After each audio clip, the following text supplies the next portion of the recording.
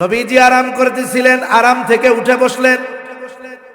কেমন যেন ফিরিস্তাকে বলে, শোনো, তুমি তো আমাকে বলতেছো, আদেশ দেন দুই পাহাড় দিয়ে এদের পিষে দেই, কিন্তু এদের ব্যাপারে আমি আল্লাহ তাআলার কাছে কি আশা পোষণ করি জানো?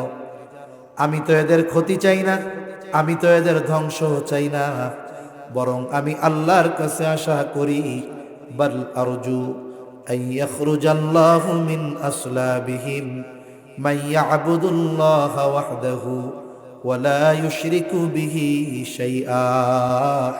নবীজি বলেন, আমি তো এদের ব্যাপারে আল্লাহ তাআলার কাছে এই আশা পোষণ করি যে এরা হয়তো বুঝতে পারে নাই, তাই আমার কথা মানে নাই, কিন্তু হয়তো আল্লাহ তাআলা এদের মধ্য থেকে এমন এক সম্প্রদায় বের করবে যারা এক আল্লাহর ইবাদত করবে, তার সাথে শিরিক করবে না। আমি তো এই আশা করি, আর তুমি আমারে কইতেছো যে নির্দেশ দেন পাথর চাপা দিয়া সাইজ কইরা দেই।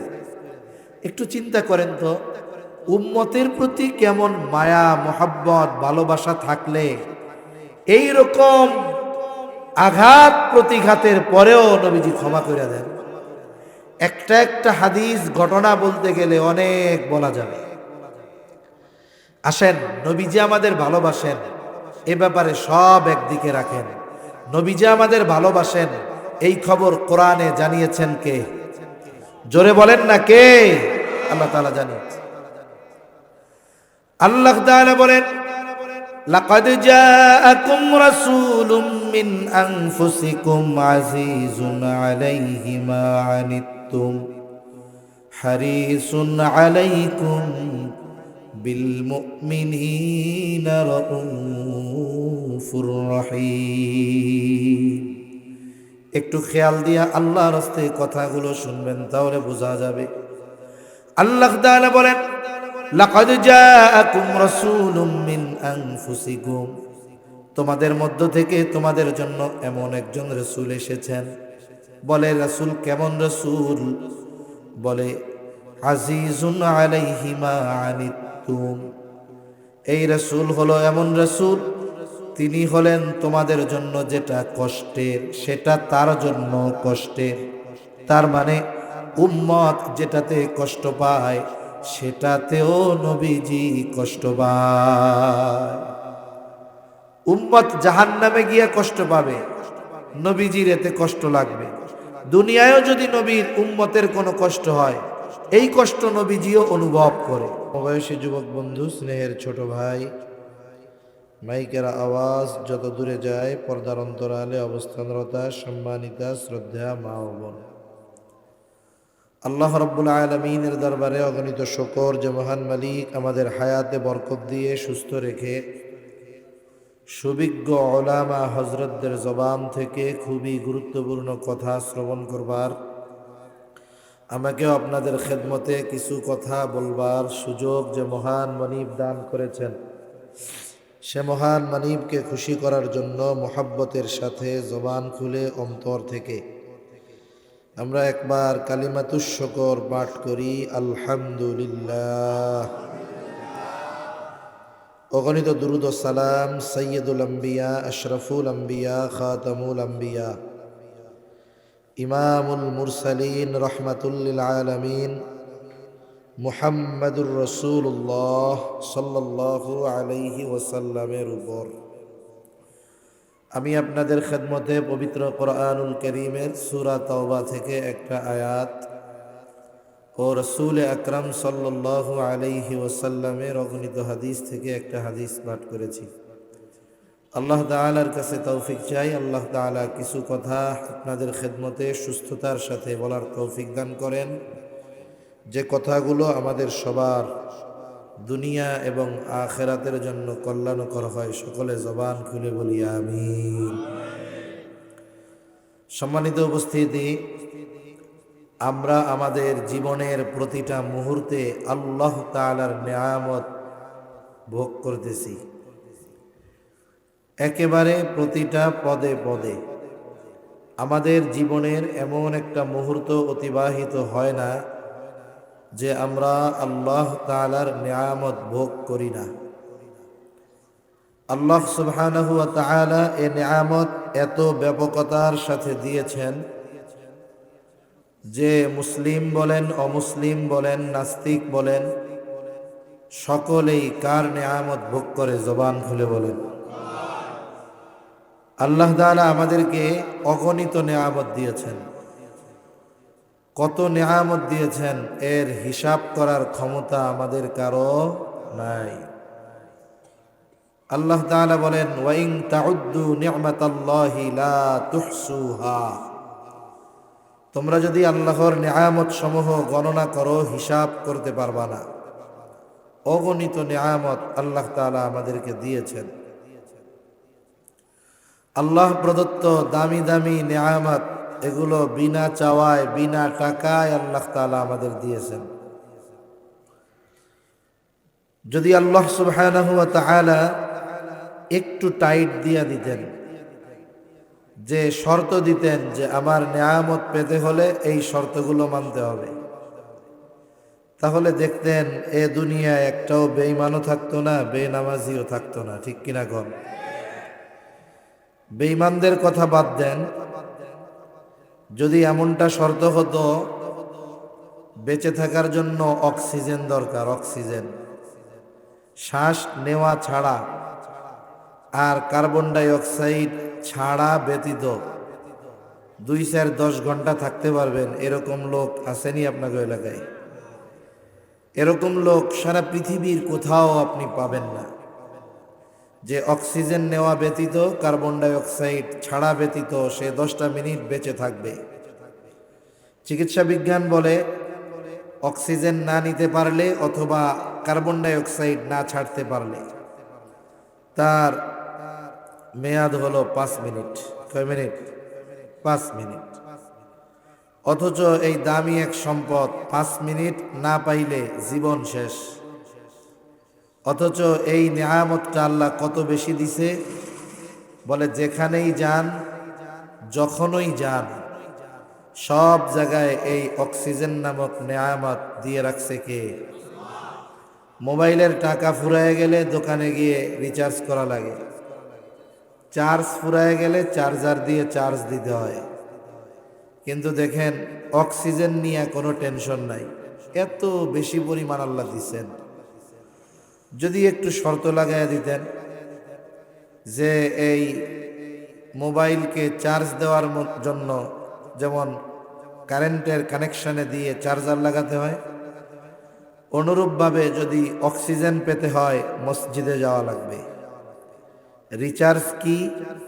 বলে ফজরের নামাজ পড়লে জোহর পর্যন্ত অক্সিজেন, জোহর পড়লে আসর পর্যন্ত, আসর পড়লে মাগরিব, মাগরিব পড়লে এশা, এশা পড়লে ফজর পর্যন্ত অক্সিজেন পাওয়া যাবে।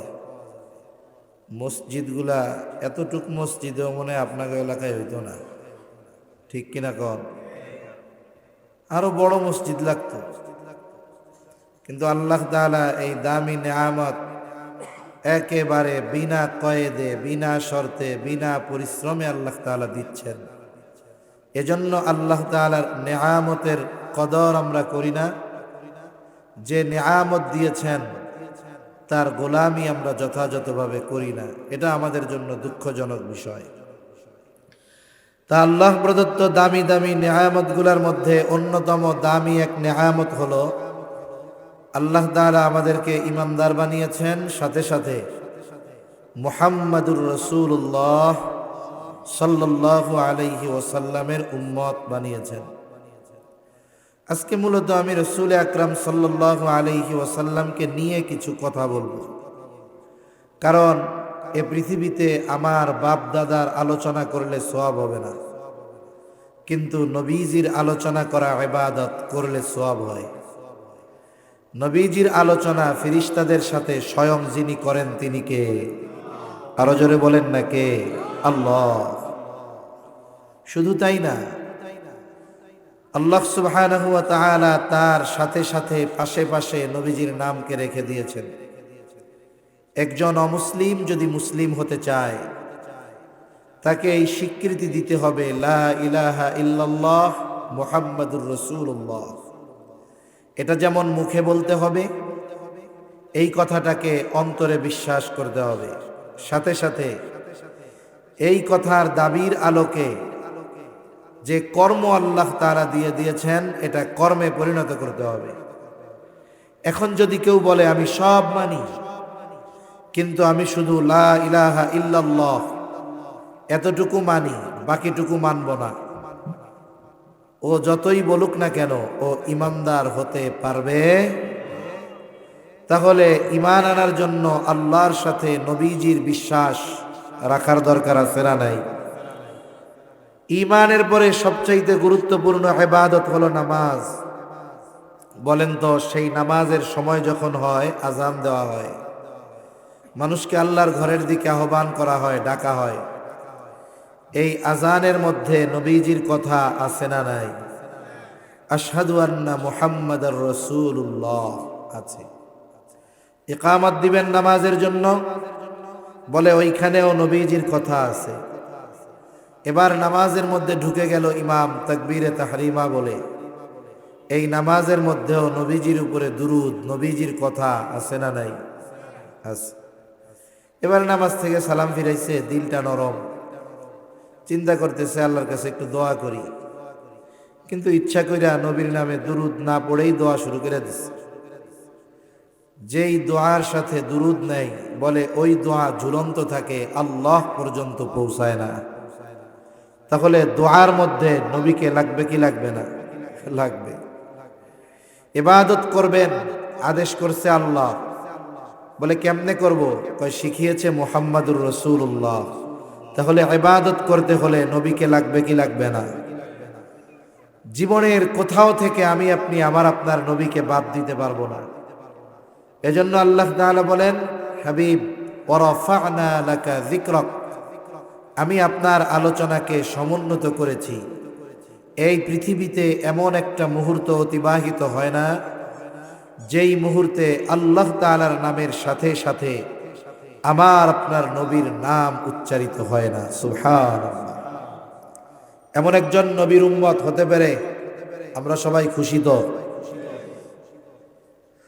এখন উম্মত তো হতে পারলাম, এখন নবীজির কাছ থেকে উম্মতের স্বীকৃতি পাবো কিনা এ বিষয়টাও মাথায় রাখা দরকার। রাসূল আকরাম সাল্লাল্লাহু আলাইহি ওয়াসাল্লামের উম্মত হতে পেরেছি, এটা অনেক সৌভাগ্যের ব্যাপার। বিশেষ করে আল্লাহ তাআলা মুমিনদের জন্য রাসূল আকরাম সাল্লাল্লাহু আলাইহি ওয়াসাল্লামকে বিশেষ অনুগ্রহ বলে অভিহিত করেছেন। আল্লাহ তাআলা বলেন, লাকাদ মান্নাল্লাহু আলাল মুমিনিনা ইয বা'আসা ফীহিম রাসূলাম মিন আনফুসিহিম। আল্লাহ তাআলা বলেন, মুমিনদের উপর আল্লাহ তাআলার বিশেষ অনুগ্রহ যে তিনি তাদের মধ্য থেকে তাদের জন্য একজন রাসূল প্রেরণ করেছেন। তাহলে রাসূল সাল্লাল্লাহু আলাইহি ওয়াসাল্লাম হলেন মুমিনদের জন্য বিশেষ অনুগ্রহ। ঘোষণা দিচ্ছেন কে? এই আয়াতের তাফসিরে এসেছে যে নবীজি মুমিনদের জন্য স্পেশাল অনুগ্রহ, ঠিক আছে, তবে তিনি গোটা সৃষ্টি জগতের সকলের জন্য রহমত। বলে ওনার রহমতের পরিব্যাপ্তি কত দূর? বলে আল্লাহ তাআলা যেই জায়গার রব, আমার আপনার নবী সেই জায়গার রহমত। সুবহানাল্লাহ বলেন।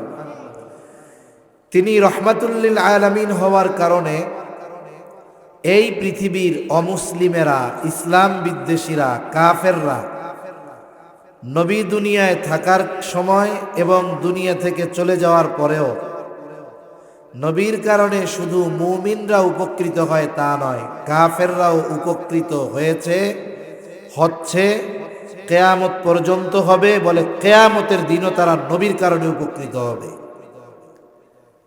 কিয়ামতের দিন আবার কেমনে হবে? বলে যখন আল্লাহ তাআলা সর্বোচ্চ রাগান্বিত অবস্থায় থাকবেন, কাহ্হার, এত রাগান্বিত অবস্থায় থাকবেন যে উনি বিচার কার্য শুরুই করবেন না। হাসরবাসী হোক মুসলিম বা অমুসলিম, সকলে পেরেশান। হাসরের ময়দানে তারা এতটা অস্থির হয়ে যাবে, চিন্তা করবে বিচার হোক, জান্নাতে যাই নাইলে জাহান্নামে যাই, যাবো তো এক জায়গায়। কিন্তু আর হাসরের ময়দানে থাকা যায় না। সেদিন আল্লাহ তাআলার কাছে বিচার শুরু করার কথা কেউ বলতে সাহস করবে না। আমার আপনার নবী আল্লাহ তাআলার কাছে গিয়ে বিচার কার্য শুরু করার আদেশ অনুরোধ করবেন। আল্লাহ তাআলা আমার আপনার নবীকে খুশি করার জন্য নবীর কথা গ্রহণ করে আল্লাহ তাআলা বিচার কার্য শুরু করবেন। সুবহানাল্লাহ। সবাই তো অস্থির, কাফেররাও অস্থির। এই যে নবীর সুপারিশে বিচার শুরু হইল, কাফেরও অস্থিরতা থেকে মুক্তি পাইল। এই অস্থিরতা থেকে, অনন্তকালের অস্থিরতা তো পরে হবে, সেটার বিষয়ে পরে। তাহলে দুনিয়ায়ও তারা উপকৃত হচ্ছে, কিয়ামত পর্যন্ত হবে। নবীজির দোয়ার কারণে ইসলাম নিয়ে যারা বিদ্বেষ, ইসলামকে যারা ধ্বংস করতে চায়, ইসলামের বিরুদ্ধাচরণ করে, নাফরমানি করে, নবীর দোয়া, আল্লাহ অতীতের উম্মতদের মতো পাপের কারণে আমার উম্মতদেরকে সমূলে ধ্বংস করে দিয়েন না। এজন্য পাপ অনেক, কিন্তু আল্লাহ তাআলা হালকা পাতলা মাঝে মধ্যে দিয়া একটু সতর্ক করে, পাপের কারণে সমূলে আমাদেরকে বিনাশ করে দেন না। বলে কে দোয়া করছে? মুহাম্মাদুর রাসূলুল্লাহ সাল্লাল্লাহু আলাইহি ওয়াসাল্লাম। তাহলে নবীজি সকলের জন্য রহমত, কাফেরদের জন্য নবীজি রহমত। আবু জেহেল, উতবা, সাইবার জন্য নবীজি রহমত ছিলেন। একবার আবু জেহেল নবীজির সামনে নবীজিকে শুনিয়ে আল্লাহ তাআলার কাছে দোয়া করতেছে। কি দোয়া? বলে, আল্লাহ আপনি সত্যই যদি মুহাম্মাদের উপরে কোরআন নাজিল করে থাকেন, তাইলে আমাদের উপরে পাথর বর্ষণ করেন, না হলে যন্ত্রণাদায়ক শাস্তি দেন। দোয়া করতেছে আবু জেহেল। কার কাছে দোয়া করে? এখন আবু জেহেল তো কাফের, ও কি আল্লাহরে বিশ্বাস করে? বলে হ্যাঁ করে। আল্লাহর অস্তিত্বে বিশ্বাসী ছিল মক্কার কাফেররা। তবে সমস্যা কোথায়? বলে আল্লাহ তাআলার সাথে তারা এমন কিছু শিরিক করত, যার কারণে আল্লাহর প্রতি এই বিশ্বাস মূল্যহীন হয়ে গেছে। কাফেররা আল্লাহর প্রতি বিশ্বাস করত, এটা আমার কথা না, আল্লাহই বলেন, ওয়ালা ইন সাআলতাহুম মান খালাকাস সামাওয়াতি ওয়াল আরদা লায়াকুলুন্নাল্লাহ। আল্লাহ রাব্বুল আলামিন বলেন, হাবিব আপনি যদি মক্কার মুশরিকদেরকে জিজ্ঞাসা করেন, তাদের কাছে যদি জানতে চান, মান খালাকাস সামাওয়াতি ওয়াল আরদ, আসমান এবং জমিনের স্রষ্টা কে, আল্লাহ তাআলা জানায় দেন আপনার প্রশ্নের জবাবে তারা কি বলবে। আল্লাহ তাআলা বলেন, এই প্রশ্নের জবাবে তারা বলবে লায়াকুলুন্নাল্লাহ, অবশ্যই আসমান জমিনের স্রষ্টা হলেন আল্লাহ। এরপরে আল্লাহ তাআলা আরেক জায়গায় বলেন, ওয়ালা ইন সাআলতাহুম মান নাযালা মিনাস সামাই মাআন ফাআহইয়া বিহিল আরদ বা'দা মাউতিহা। আপনি যদি মক্কার মুশরিকদের কাছে জানতে চান, জিজ্ঞাসা করেন, মান নাযালা মিনাস সামাই মাআ, কে আসমান হতে পানি বর্ষণ করে বৃষ্টি দেয়। শুধু তাই না, ফাআহইয়া বিহিল আরদা বা'দা মাউতিহা, কে ওই মৃত জমিনকে ওই পানি বর্ষণের দ্বারা পুনরুজ্জীবিত করে। তার মানে একটা জমিন শুকিয়ে ফেটে চৌচির হয়ে চাষাবাদের অনুপযুক্ত জমিনে পরিণত হয়, বলে এইটাকে বলা হয় মৃত জমিন। কিন্তু যখন ওই জমিনের উপরে বৃষ্টির পানি পড়ে, বলে জমিনটা নরম হয়ে যায়, এইবার ওই জমিনের মধ্যে ফসল উৎপাদন করা যায়। বলে কে পানির দ্বারা ফসল উৎপাদনের অনুপযুক্ত জমিনটাকে কে ফসল উৎপাদনের জন্য উপযুক্ত করে তুলে, তারা তাদের দেব দেবীদের কথা বলবে না, দুইটা তাকিদ যোগ করে আল্লাহ তাআলা বলেন লা ইয়াকুলুন্নাল্লাহ, অবশ্যই অবশ্যই এগুলো যিনি করেন তিনি কে? আল্লাহ রাব্বুল আলামিন এরপরে বলেন, আপনি যদি তাদের অস্তিত্বের ব্যাপারে জিজ্ঞাসা করেন, তাদেরকে কে সৃষ্টি করেছে, আপনি যদি বলেন ওয়ালা ইন সাআলতাহুম মান খালাকাহুম, আপনি যদি তাদের কাছে জানতে চান, তাদের জিজ্ঞাসা করেন মান খালাকাহুম, তাদেরকে কে সৃষ্টি করেছে, তারা নাস্তিকদের মতো বলবে না যে আমরা এমনিতেই হয়ে গেছি, প্রাকৃতিকভাবে হয়েছি। এই প্রশ্নের জবাবেও তারা বলবে অবশ্যই অবশ্যই আমাদের যিনি সৃষ্টি করেছেন তিনি কে? তাহলে আল্লাহ তাআলাকে আবু জেহেল, উতবা, সাইবা স্রষ্টা হিসাবে বিশ্বাস করত। এই বৃষ্টি দিত, ফসল উৎপাদন করত আল্লাহ, এটা বিশ্বাস করত। আসমান জমিনের স্রষ্টা আল্লাহ, এগুলো বিশ্বাস করত। অথচ এরপরে এরা কাফের কেন? বলে আল্লাহর সাথে এমন কিছুর শিরিক এরা করে যার কারণে এদের এই বিশ্বাসের কোনো দাম। কারণে দেখা যায় আবু জেহেল, উতবা, সাইবা আর এদের মধ্যে তফাৎ নাই। হক্কানি আহলে হক পীর মাশায়েখ যারা আছেন তাদের কথা ভিন্ন, কিন্তু এদেশে অনেক পীর আছে, মোবাইলে দেখি একেবারে কপাল ঠোকায় দিয়ে সেজদা করে, পীরের কাছে চায়, পীরও কিছু কয় না। এখন বলেন তো, এই কাজ যারা করতেছে, যাদের সাথে করতেছে, এরা যতই বলুক না কেন স্রষ্টা আল্লাহ, এ বিশ্বাসের কোনো দাম আছে? জোরে বলেন, দাম আছে? দাম নেই। তাহলে আল্লাহ তাআলার অস্তিত্বে বিশ্বাসী ছিল মক্কার মুশরিকেরা। শুধু তাই না, নবীজি এক হাদিসের মধ্যে বলেন আবু জেহেল আল্লাহর কাছে দোয়া করেছে, আল্লাহ তাআলাও আবু জেহেলের দোয়া কবুল করেছে।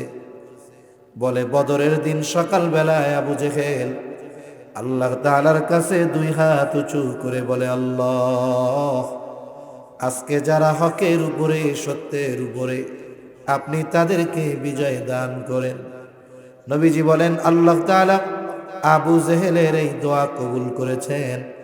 বদরের দিন যারা সত্যের উপরে ছিল, আল্লাহ তাআলা তাদেরকেই বিজয় দান করেছে। আবু জেহেল নবীজির সামনে শুনিয়ে শুনিয়ে আল্লাহর কাছে কি বলে? বলে আল্লাহ, সত্যই যদি কোরআন আপনি মুহাম্মাদের উপরে নাজিল করে থাকেন, তাইলে আমাদের উপরে পাথর বর্ষণ করেন, নাইলে যন্ত্রণাদায়ক শাস্তি দেন। এই মিয়া, দুনিয়ায় কোনো মানুষ নিজের উপরে শাস্তি চায়? আরে চায়। কিছু মানুষ হিংসায় চায়। মনে করেন আপনাদের এই কামরাবো কুচিয়ামড়া এলাকার একটা ছেলে, একেবারে গরিবের সন্তান, যার বাবা মানুষের বাড়িতে কাজ করে, রাস্তায় কাজ করে, জমিনে কাজ করে, কোনো মতে কষ্ট করে ছেলেটাকে লেখাপড়া শেখায়। এইবার ছেলেটা অনেক বড় উচ্চ শিক্ষিত ডাক্তার অথবা ইঞ্জিনিয়ার, বাংলাদেশের নাম করা ডাক্তার ইঞ্জিনিয়ার হয়ে গেল। দুনিয়ার লাইনের কথাই কই, এখন মানুষেরা বলা বলি করে চায়ের দোকানে, শুনছেননি কি বলে, অমক চাচার সন্তান এখন বাংলাদেশের বড় ডাক্তার, এখন তার আর কোনো অভাব নাই, আর কোনো চিন্তা নাই। এখন চাচারেও নাকি ঢাকায় নিয়ে যাবে, বড় বাড়ি কিনছে, ফ্ল্যাট করেছে। এই যে চাচার অভাবের দিন ঘুচে গেল, এই চাচার সন্তান অনেক বড় উচ্চ শিক্ষিত। বলেন তো এই বিষয়টা সমাজের সব মানুষের ভালো লাগবে নাকি? কিছু মানুষ চিন্তা করবে, এই লোক আমার বাড়িতে কয়দিন আগে কাম করছে, এখন এর বলা এত বড় অফিসার, এখন পেছন দিক দিয়ে যায় বলবো, ও তোমরা কার কথা কও? বলে শোনেন নাই অমক চাচার ছেলে এরকম বড় ডাক্তার ইঞ্জিনিয়ার হয়েছে? বলে অমকের বলা, ওই কিষান্যের বলা এত বড় ডাক্তার হয়েছে? ও আল্লাহ, এই খবর শোনার আগে আমি মরলাম না কেন? এরকম হিংসায় বলার লোক সমাজে আছে না নাই? জোরে বলেন, আছে না নাই? ওই টাইমে যদি আজরাইল এসে কয় আপনার তো মরতে মন চায়, তাহলে আমার লগে চলেন, ও কি কইব? আরে মিয়া, মরতে চাইছে নাকি? এমনে এমনে কইছি। তার মানে ওই লোকটাকে কষ্ট দেওয়ার জন্য সে এই কথাটা বলছে, তুচ্ছ করার জন্য বলছে। আবু জেহেল কেমন যেন আল্লাহকে বলে, আল্লাহ, আমার মতো ক্ষমতাধর, সম্পদওয়ালা, সম্মানওয়ালা লোক থাকার পরেও আপনি মুহাম্মাদের মতো একজন লোকের কাছে কোরআন নাজিল করলেন। হায় রে, আমার মতো উপযুক্ত ব্যক্তি থাকার পরও আপনি মুহাম্মাদের উপরে কোরআন নাজিল করলেন, কামটা কেমন হইল? এই কাম যদি সত্যই আপনি কইরা থাকেন তাইলে আমার উপরে পাথর বর্ষণ করেন। আল্লাহ তাআলা আবু জেহেলের এই কথার জবাব জানায় দেন। নবীজি যদিও চুপ, আল্লাহ তাআলা আমার আপনার নবীর জবান দিয়ে জবাব জানায় দিয়া বলেন, কেমন যেন আল্লাহ তাআলা বলে, ও আবু জেহেল, তোমরা যা করো, তোমরা যা বলো, আসলেও তোমরা শাস্তির উপযুক্ত, কিন্তু উপযুক্ত হওয়ার পরেও কেন আযাব দেই না, শাস্তি দেই না?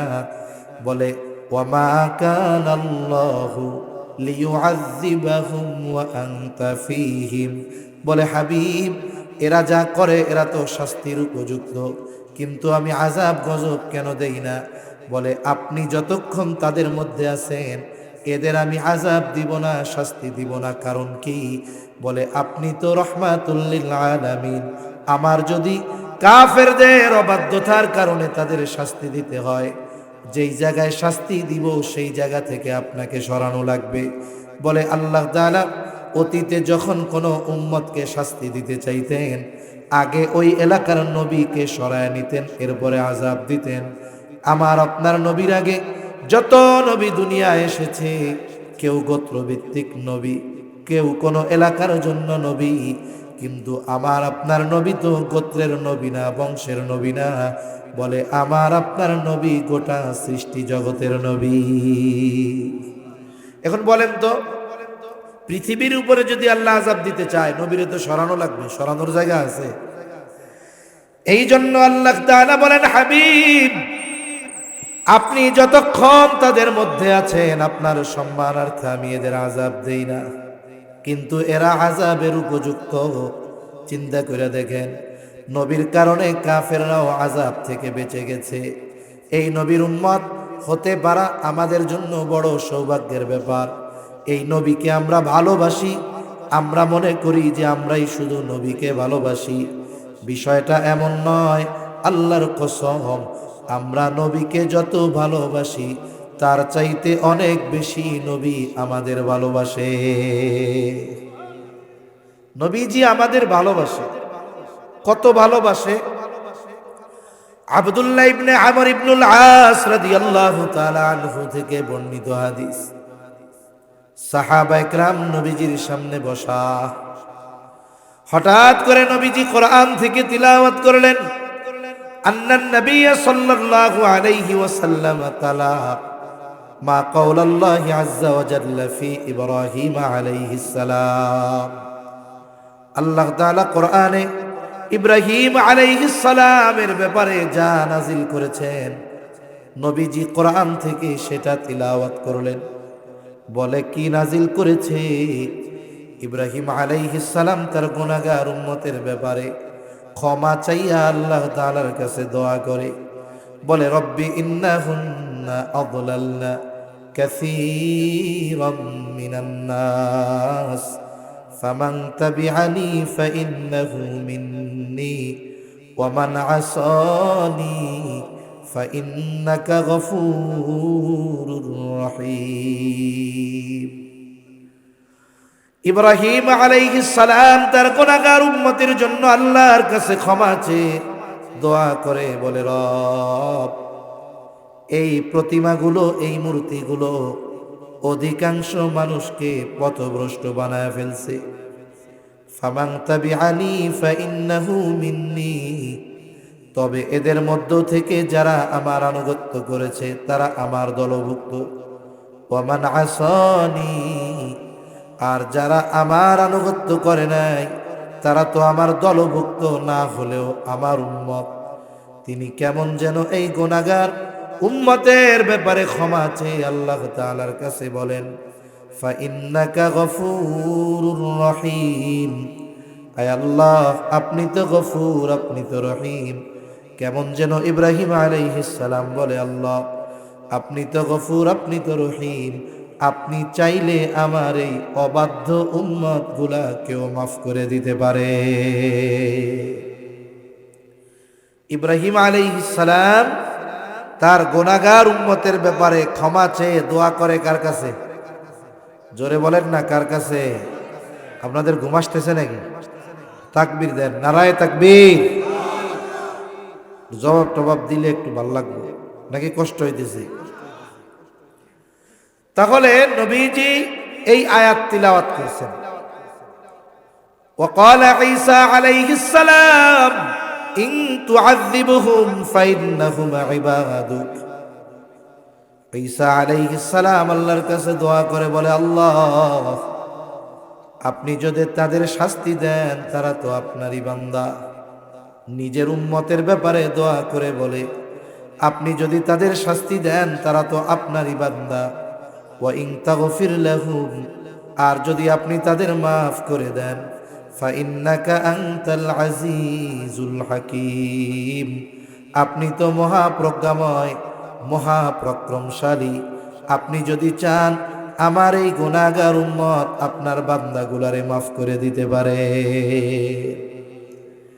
ঈসা আলাইহিস সালাম তার গুনাহগার উম্মতের জন্য ক্ষমা চেয়ে দোয়া করছে, এই আয়াত। আর ইব্রাহিম আলাইহিস সালাম তার গুনাহগার উম্মতের জন্য ক্ষমা চেয়ে দোয়া করছে, এই দুই আয়াত নবীজি তিলাওয়াত করছেন। দুই আয়াত তিলাওয়াতের পরে নবীর অন্তরের অবস্থা অন্যরকম হয়ে গেছে। এইবার নবীর গুনাহগার উম্মতের কথা মনে পড়ে গেছে। নবীজির অন্তরে তার গুনাহগার উম্মতের চিন্তা। নবীজি কি করলেন বলে, ফারাফা ইয়াদাইহি ওয়া ক্বালা আল্লাহুম্মা উম্মতি উম্মতি ওয়া বাকা। নবীজি দুই হাত উঁচু করে অঝোর ধারায় কান্না করেন আর বলেন, আল্লাহুম্মা উম্মতি আল্লাহুম্মা উম্মতি, আয় আল্লাহ আমার উম্মত আমার উম্মত আমার উম্মত। নবীজি শুধু এতটুকুই বলেন, আর কোনো কিছুই বলেন না। বলেন তো, আর কোনো কিছু না বললেও নবীজি কি বলতে চায় দুনিয়ার কেউ না বুঝলেও যিনি বোঝেন তিনি কে? আল্লাহ রাব্বুল আলামিন জিবরাইল আলাইহিস সালামকে বলেন, জিবরাইল যাও মুহাম্মাদের কাছে গিয়ে তার কান্নার কারণ জিজ্ঞাসা করো। যদিও আমি তার কান্নার কারণ জানি, এরপরেও তুমি তার কাছে গিয়া জিজ্ঞাসা করো। জিবরাইল আলাইহিস সালাম নবীজির কাছে এসে জিজ্ঞাসা করে, ও মুহাম্মদ আপনি কান্না করেন কেন? যদিও আপনার কান্নার কারণ আল্লাহ তাআলা জানে, এরপরেও আপনার কান্নার কারণ তিনি আপনার কাছে জানতে চায়। এইবার নবীজি সাল্লাল্লাহু আলাইহি ওয়াসাল্লাম তার কান্নার কারণ জিবরাইল আলাইহিস সালামের কাছে বললেন, উম্মতের মাগফিরাতের কথা, নাজাতের কথা বললেন। জিবরাইল আলাইহিস সালাম আল্লাহ তাআলার কাছে গিয়ে বলে, আল্লাহ আপনার উম্মতের কান্নার, আপনার নবীর কান্নার কারণ হলো তার উম্মতের জন্য ক্ষমা। আল্লাহ তাআলা বলেন, জিবরাইল যাও আমার মুহাম্মদকে গিয়ে জানায় দাও, আমি অচিরেই তাকে তার উম্মতের ব্যাপারে সন্তুষ্ট করব, আমি তাকে তার উম্মতের ব্যাপারে অসন্তুষ্ট করব না। আল্লাহ তাআলা বললেন যে আমি তাকে তার উম্মতের ব্যাপারে সন্তুষ্ট করব। সূরা দুহার মধ্যে আল্লাহ তাআলা বলেন, ওয়ালা সাউফা ইউতিকা রাব্বুকা ফাতারদা, যে আপনার রব আপনাকে অচিরেই এমন কিছু দিবেন আপনি খুশি হয়ে যাবেন। আর হাদিসে কি আসছে? আল্লাহ বলেন অচিরেই আল্লাহ তাআলা আপনাকে আপনার উম্মতের ব্যাপারে সন্তুষ্ট করবে, অসন্তুষ্ট করবে না। নবী এই দুই কথার জবাবে কি বলেন? নবী বলেন, আল্লাহ আমি ততক্ষণ সন্তুষ্ট হব না যতক্ষণ না আমার সব উম্মতকে ক্ষমা করে জান্নাত না দেওয়া হবে। সুবহানাল্লাহ। উম্মতের প্রতি নবীর মায়া কত বেশি।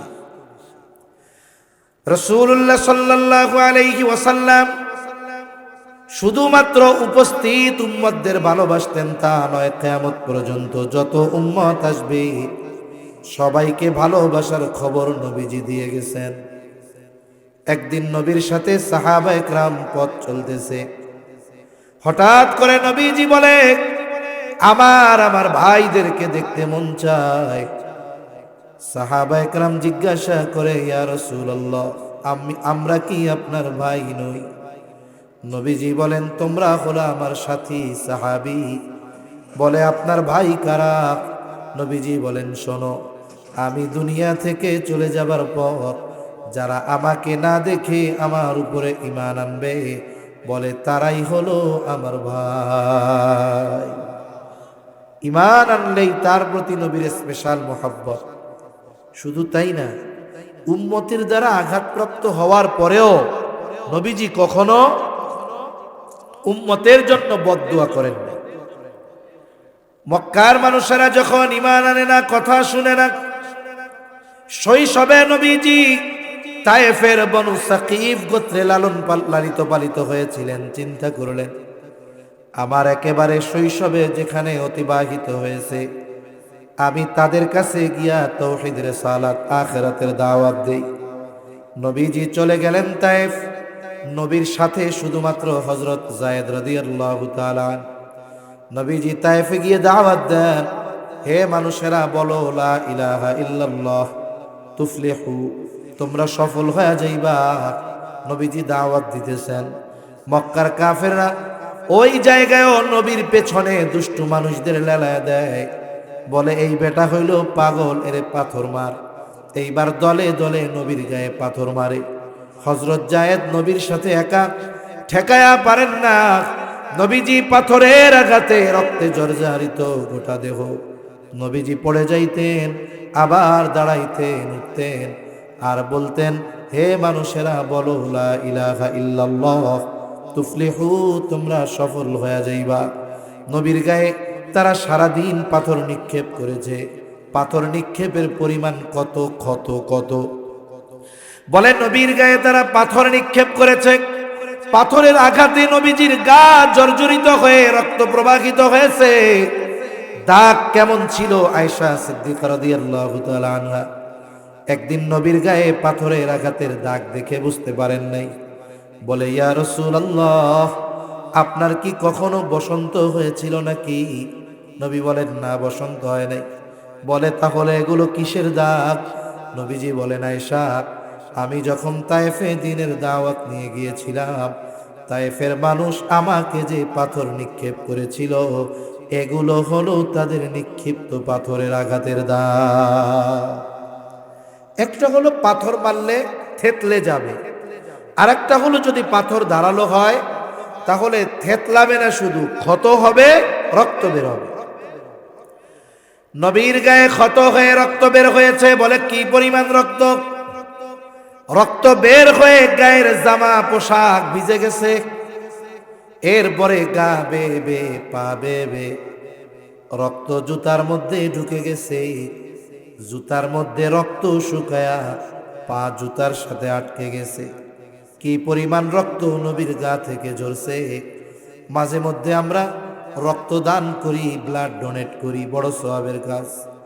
এই যে অনেক সময় আমি দেখেছি, আমি অনেকবার পিজিতে রক্ত দিয়েছি, অন্যান্য জায়গায় দিয়েছি, দেখেছি একজনের রক্ত নিল 100 গ্রাম 150 গ্রাম, এরপরে 10 মিনিট শোয়া রাখছে, এরপরে পানি দিছে, বিস্কিট দিছে, খাইছে। এরপরেও যখন শোয়া থেকে উঠে দাঁড়ায়, হাঁটতে পারে না, কেমন যেন মাথা চক্কর দিয়ে পড়ে যায়। নবীর গা থেকে এই কথার আলোকে মনে হয় 100-150 গ্রাম নয়, বরং এর চাইতে বেশি রক্ত ঝরিয়েছে তারা। নবীজি পড়ন্ত বিকালে ক্লান্ত দেহ নিয়ে একটা খেজুর বাগানের পাশে নবীজি বিশ্রাম নিচ্ছেন। আঙ্গুর বাগানের পাশে বিশ্রামরত অবস্থায় জিবরাইল আলাইহিস সালাম চলে আসলেন। এসে বলে, ইয়া রাসূলুল্লাহ, আপনার সাথে এই কওম কেমন আচরণ করেছে আপনার মালিক দেখছে। আজকে আমি একা আসি নাই, আমার সাথে নতুন আর একজন ফেরেশতা পাঠানো হয়েছে, পাহাড়ের দায়িত্বে নিয়োজিত ফেরেশতা। নবীজি বলেন, ওই ফেরেশতা আমার কাছে আসলো, আমাকে সালাম দিয়ে বলে, এই কওম আপনার সাথে কেমন আচরণ করেছে আপনার মালিক দেখছে, আমাকে তিনি আপনার আদেশ পালনার্থে পাঠিয়েছে। আপনি যদি আমাকে নির্দেশ দেন, দুইটা পাহাড় দিয়ে এদেরকে এমনভাবে পিষে দেওয়া হবে, নিশ্চিহ্ন হয়ে যাবে, অস্তিত্বহীন হয়ে যাবে। এই জায়গায় যে একটা জনবসতি ছিল তার কোনো অস্তিত্ব থাকবে না। আল্লাহ পাঠাইছে আমাকে আপনার আদেশ পালন করার জন্য। আপনি শুধু অর্ডার দেন, মুহূর্তের মধ্যে খালাস। নবী কি প্রতিশোধ পরায়ণ ছিলেন নাকি? নবীকে ব্যক্তিগতভাবে যদি কেউ কষ্ট দিত, ক্ষমা চাইলে নবীজি মাফ করে দিতেন। আমরা তো প্রতিশোধ পরায়ণ। বলে 20 বছর আগে কেউ যদি আমাকে একটা কথার দ্বারাও কষ্ট দিয়ে থাকে, 20 বছর পরে যদি আমার পাওয়ার হয়, ক্ষমতা হয়, ওই 20 বছর আগের ওই কথার প্রতিশোধ নিতে আমি উন্মুখ হয়ে থাকি। মনে রাখবেন, প্রতিশোধ পরায়ণ মানুষের অন্তরে কোনোদিন শান্তি আসে না। কিন্তু যারা ক্ষমার এই মহান গুণ অর্জন করতে পারে, এদের সম্পদ না থাকতে পারে কিন্তু শান্তি দিয়ে হৃদয় ভরপুর থাকে। আল্লাহ তাআলা এই ক্ষমার গুণ আমাদের দান করেন বলি আমিন। আরে প্রতিশোধ সবাই কম বেশি নিতে পারে, ক্ষমা কয়জন করতে পারে? নবীজি আরাম করতেছিলেন, আরাম থেকে উঠে বসলেন। কেমন যেন ফিরিস্তাকে বলে, শোনো, তুমি তো আমাকে বলতেছো, আদেশ দেন দুই পাহাড় দিয়ে এদের পিষে দেই। কিন্তু এদের ব্যাপারে আমি আল্লাহ তাআলার কাছে কি আশা পোষণ করি জানো? আমি তো এদের ক্ষতি চাই না, আমি তো এদের ধ্বংস চাই না, বরং আমি আল্লাহর কাছে আশা করি, বাল আরজু আন ইয়াখরুজাল্লাহু মিন আসলাবিহিম মান ইয়াবুদুল্লাহ ওয়াহদাহু ওয়া লা ইউশরিকু বিহি শাইআ। নবীজি বলেন, আমি তো এদের ব্যাপারে আল্লাহ তাআলার কাছে এই আশা পোষণ করি যে এরা হয়তো বুঝতে পারে নাই, তাই আমার কথা মানে নাই, কিন্তু হয়তো আল্লাহ তাআলা এদের মধ্য থেকে এমন এক সম্প্রদায় বের করবে যারা এক আল্লাহর ইবাদত করবে, তার সাথে শিরিক করবে না। আমি তো এই আশা করি, আর তুমি আমারে কইতেছো যে নির্দেশ দেন পাথর চাপা দিয়া সাইজ কইরা দেই। একটু চিন্তা করেন তো, উম্মতের প্রতি কেমন মায়া, মোহাব্বত, ভালোবাসা থাকলে এই রকম আঘাত প্রতিঘাতের পরেও নবীজি ক্ষমা করে দেন। একটা একটা হাদিস ঘটনা বলতে গেলে অনেক বলা যাবে। আসেন, নবীজি আমাদের ভালোবাসেন এ ব্যাপারে সব একদিকে রাখেন। নবীজি আমাদের ভালোবাসেন এই খবর কোরআনে জানিয়েছেন কে? জোরে বলেন না, কে? আল্লাহ তাআলা জানিয়েছেন। আল্লাহ তাআলা বলেন, লাকাদ জাআকুম রাসূলুম মিন আনফুসিকুম আজিজুন আলাইহি মা আনিতুম হারিসুন আলাইকুম বিল মুমিনিনা রাউফুর রহিম। একটু খেয়াল দিয়া আল্লাহর রাস্তে কথাগুলো শুনবেন, তাহলে বোঝা যাবে। আল্লাহ তাআলা বলেন, লাকাদ জাআকুম রাসূলুম মিন আনফুসিকুম, তোমাদের মধ্য থেকে তোমাদের জন্য এমন একজন রাসূল এসেছেন। বলে রাসূল কেমন রাসূল? বলে আজিজুন আলাইহি মা আনিতুম, এই রাসূল হলো এমন রাসূল, তিনি হলেন তোমাদের জন্য যেটা কষ্টের সেটা তার জন্য কষ্টের। তার মানে উম্মত যেটাতে কষ্ট পায় সেটাতেও নবীজি কষ্ট পায়। উম্মত জাহান্নামে গিয়ে কষ্ট পাবে, নবীজির এতে কষ্ট লাগবে। দুনিয়ায়ও যদি নবীর উম্মতের কোনো কষ্ট হয়, এই কষ্ট নবীজিও অনুভব করে। একে বলে সমব্যথী, আজিজ। তাহলে নবী আমাদের কষ্টে কষ্ট পান। এখন কথা হলো, একজন মানুষ আর একজনের কষ্টে কষ্ট পায় কেমনে? বলে পায় যদি সম্পর্কটা গভীর হয়। যেমন মনে করেন এক লোকের 2 বছরের একটা বাচ্চা আছে, একেবারে প্রত্যন্ত অঞ্চলে বসবাস করে। বাচ্চার বয়স কয় বছর?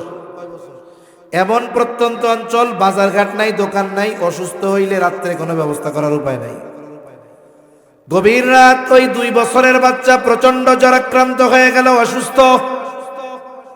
রাত 1টা বাজে, 2টা বাজে, দোকানও নাই, যানবাহনও নাই, হসপিটালে নেওয়ার উপায় নাই। জ্বরের তীব্রতা এত বেশি, বলে চোখ দুটো কেমন যেন ফুটে বের হয়ে যাবে। বাচ্চা জবান দিয়ে আবল তাবল বকতেছে, আহ আহ বলে। গায়ে হাত দিয়ে দেখা যায় গাটা যেন কেমন আগুন হয়ে গেছে। এই অসুস্থ বাচ্চা যন্ত্রণায় আহ আহ করতেছে। তার 2 পাশে বসা তার মা আর বাবা। সন্তান যাদের আছে তারা অনুধাবন করতে পারবে। বলেন তো, ওই অসুস্থতায় ওই ছোট বাচ্চা যত কষ্ট পায়, পাশে বসে থাকা মা বাবা ওই বাচ্চার চাইতে কষ্ট কম পায় না বেশি পায়? বেশি কষ্ট কেন পায়? বলে মোহাব্বতের কারণে। অন্যের সন্তান অসুস্থ হইলে তো আমি এত কষ্ট পাবো না। কেন? বলে ওই সন্তানের প্রতি আমার মোহাব্বত ওই সন্তানের মা বাবার মতো না। আল্লাহর কসম করে বলি, মা বাবা আমাকে আপনাকে কত ভালোবাসে, তার চাইতে নবীজি অনেক গুণ বেশি ভালোবাসে। বলে আসলে ভালোবাসে কে? বলে বিপদ আপদ মুসিবতে পাশে থাকে যে। বিপদে যে আপনারে আমারে ফালায়া দৌড় দিবে, ও যদি মাইক একটা লাগায় কয় আপনারে খুব ভালোবাসি, বিশ্বাস করবেন নাকি? দুনিয়ার বিপদ আপদ মুসিবত এটা ক্ষণস্থায়ী, চোখ বন্ধ হলেই শেষ। বলে কঠিন মুসিবত, আসল মুসিবত হলো কিয়ামতের দিন। ওই মুসিবতে আমার পাশে যে আমাকে ভালোবাসে সে। বলে কিয়ামতের ওই কঠিন মুসিবতে যুবক, তোমার বন্ধু তোমার পাশে থাকবে না, আমার বন্ধু আমার পাশে থাকবে না, মা বাবা থাকবে না, স্ত্রী সন্তান কেউ থাকবে না। আল্লাহ তাআলা বলেন, ইয়াউমা ইয়াফিরুল মারউ মিন আখিহি ওয়া উম্মিহি ওয়া আবিহি ওয়া সাহিবাতিহি ওয়া বানিহি লিকুল্লি ইমরিইম মিনহুম ইয়াউমাইযিন শা'নুন ইউগনি। আল্লাহ তাআলা বলেন, কিয়ামতের দিন ভাই ভাইয়ের থেকে পলায়ন করবে। ওয়া উম্মিহি ওয়া আবিহি, পিতামাতার থেকে পলায়ন করবে। ওয়া সাহিবাতিহি ওয়া বানিহি, স্ত্রী সন্তানদের থেকে পলায়ন করবে। হায়রে, কত মানুষ প্রবাসে থাকে, বিদেশে থাকে, 24 ঘন্টার 18 ঘন্টা ডিউটি করে, 2 ঘন্টার মধ্যে রান্না বান্না খাওয়া দাওয়া, মাত্র 4 ঘন্টা ঘুমায়। কত পরিশ্রম, কত কষ্ট। এরপরেও অফিস থেকে যখন বাসায় ফিরে গভীর রাত, বাংলাদেশে গভীর রাত, ফোনটা দেয়, স্ত্রী ফোন রিসিভ করার পরে বলে, মাত্র ডিউটি থেকে আসলাম, অনেক কষ্ট করে আসলাম, আমার কলিজার টুকরা সন্তানের চেহারাটা একটু দেখাও। এইবার ঘুমন্ত সন্তানের চেহারাটা যখন মোবাইলের মধ্যে দেখে, চ্যালেঞ্জ দিয়া বললাম, ওই 20 ঘন্টা কষ্ট করে আসা যুবকটার এই 20 ঘন্টা 18 ঘন্টার কষ্ট মুহূর্তের মধ্যে দূর হয়ে যায়। বলে কষ্টটা দূর হয়ে গেছে। দুনিয়ায় কষ্ট দূর করার জন্য সন্তানের চেহারা দেখে, মা বাবার চেহারা দেখে, স্ত্রীর চেহারা দেখে, কিন্তু কিয়ামতের মুসিবতের কষ্ট দূর করার জন্য মা বাবার চেহারা দেখবে না, স্ত্রী সন্তানের চেহারা দেখবে না, বরং ওই দিন তাদের চেহারা দেখাটা আরো কষ্টের কারণ হবে। মুসিবতটা কত বেশি! বলে ওই মুসিবতে সকলে নাফসি নাফসি করবে, নিজের চিন্তা করবে, সকলে নিজের চিন্তায় চিন্তিত। বলে নবীও চিন্তিত। বলে নবী নিজের চিন্তায় চিন্তিত নয়, বরং নবী তার উম্মতের নাজাতের চিন্তায় চিন্তিত থাকবে। মানুষেরা এমন আল্লাহ তাআলার কাছে বলবে, আল্লাহ, সারা দুনিয়ার সব মানুষকে জাহান্নামে দিয়ে হলেও আপনি আমাকে জান্নাত দিয়ে দেন। ওই দিন নবী কি করবে ভাই? বলে আমার আপনার নবী হাসরের ময়দানে অবস্থান করবে। সব নবী জান্নাত অভিমুখে রওনা হয়ে যাবে, জান্নাতের দরজায় পৌঁছায়া যাবে। জান্নাতের দরজা বন্ধ, জান্নাতের পাহারাদারকে বলা হবে দরজা খুলে দাও। জান্নাতের পাহারাদারেরা বলবে না, দরজা খোলা হবে না। বলে যিনি আসলে খোলা হবে তিনি এখনো আসেন নাই। কোথায় তিনি? বলে এখনো তিনি হাসরের ময়দানে। নবীজি হাসরের ময়দানে কি করবেন? বলে উম্মতের নাজাতের চিন্তিত। একটা মানুষ যখন চিন্তিত থাকে তখন এক জায়গায় সে স্থির থাকতে পারে না, নড়াচড়া করে। বিছানায় শুইলে ঘুম আসে না, চিন্তায় বিছানা থেকে উঠে চেয়ারে বসে, বাড়ির উঠানে হাঁটে, বাড়ির ছাদে হাঁটে, বারান্দার বেলকুনিতে হাঁটে। বলে হাসরের ময়দানে নবীজি উম্মতের চিন্তায় এক জায়গা থাকবেন না। একবার নবী চলে যাবেন হাউজে কাউসারের কাছে, না জানি তার কোনো উম্মত পানি পানে মাহরুম হয়ে যায়।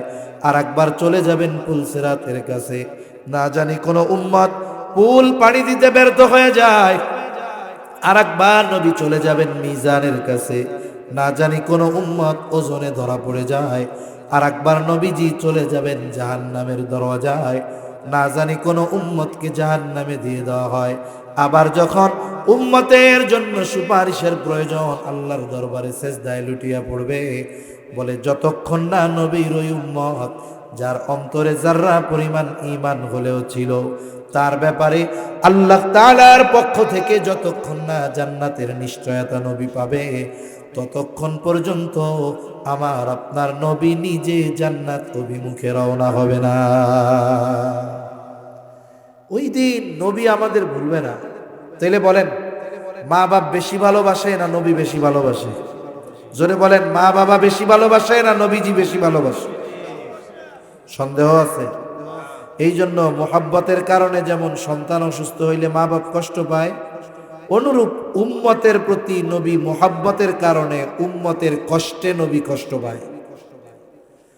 এরপরে আল্লাহ তাআলা বলেন, এই নবী হলেন এমন নবী, হারিসুন আলাইকুম, তোমাদের জন্য কল্যাণকামী নবী। সব সময় উম্মতের কল্যাণের কথা চিন্তা করতেন।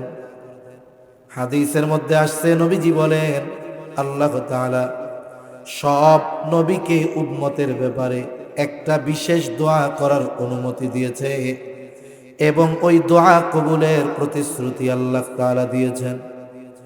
নবী বলেন সব নবী তার উম্মতের ব্যাপারে ওই দোয়া দুনিয়ায় করে ফেলছে, আমি ওই দোয়াটাকে সংরক্ষণ করে রাখছি। বলে কিয়ামতের দিন আমার উম্মতের জন্য সুপারিশ হিসাবে ওই দোয়া আমি আল্লাহর কাছে করব। কারণ এই দোয়াটা দুনিয়ায় করার চাইতে আখিরাতে করলে আমার উম্মতের জন্য বেশি কল্যাণকর হবে। এজন্য নবী ওই দোয়া আখিরাতের জন্য জমায়ে রাখছেন। আচ্ছা, আপনাদের কষ্ট হইতেছে না তো? আমার কথা কইতেছি। কার কথা? নবীজির কথা বলতেছি, নবীজির আলোচনা করতেছি। যার আলোচনাকে সমুন্নত করেছেন কে? আমার মনে হচ্ছে আপনাদের এই নবীর আলোচনা শুনতে ভালো লাগতেছে না, খারাপ লাগতেছে? কিছু কিছু লোকের আচরণ এরকম মনে হইতেছে যে ভালো লাগতেছে না। হুজুর একটু কৌতুক কইতো, হুজুর একটু গরম গরম জাড়ি দিত, হাসিনারে জাহান্নামে পাঠাইতো, তাইলে খুব ভালো লাগতো।